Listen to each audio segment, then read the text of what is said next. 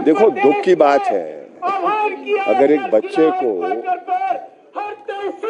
एक उच्च जाति के मकान को छूने के लिए आप इस प्रकार से दंडित करेंगे जिससे उसको आत्महत्या करनी पड़ी, तो ये सबको शेम की बात है, शर्म है। पूरा हिमाचल प्रदेश को अपना सिर झुका देना चाहिए ना शर्म से। अगर ऐसा हो, मासूम बच्चा जिसको दुनिया के बारे में भी पूरा ज्ञान भी नहीं है, अगर आप उसको मजबूर करते हैं आत्महत्या करने, it is very very sad. तो ये पिछड़ी भी सोच का है ना। तो इसलिए इस पिछड़ी भी सोच का मुकाबला करना है।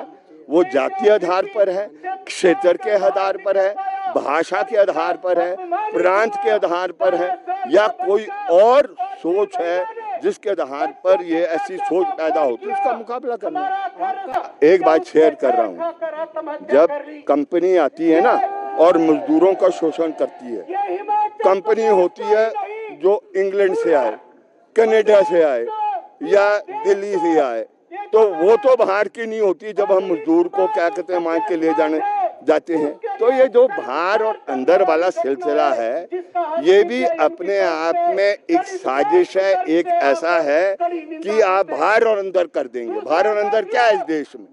मैं उनसे पूछना चाहती हूँ, जो भारतीय जनता पार्टी की कैंडिडेट रोडू से लड़ती है, शिमला में अंदर की है कि बाहर की है? वो मैंने उसका बयान सुना है, वो कह रही है सिंगा बाहर से आया। तो मैं उसे उल्टा पूछ रहा हूँ कि वो संजौली में बाहर से है कि अंदर से है? What do you mean by बाहर और अंदर? ये क्या बाहर और अंदर है? देश का संविधान है, everyone has a right to move anywhere and everywhere. मुझे बताएं कि है उनके पास सर्टिफिकेट कि मेरा राह रोकने के लिए कि मैं टनल के ऊपर नहीं जाऊंगा या टनल से नीचे नहीं आऊंगा? ये ऐसी सोच है जो देश को बांटने की सोच है।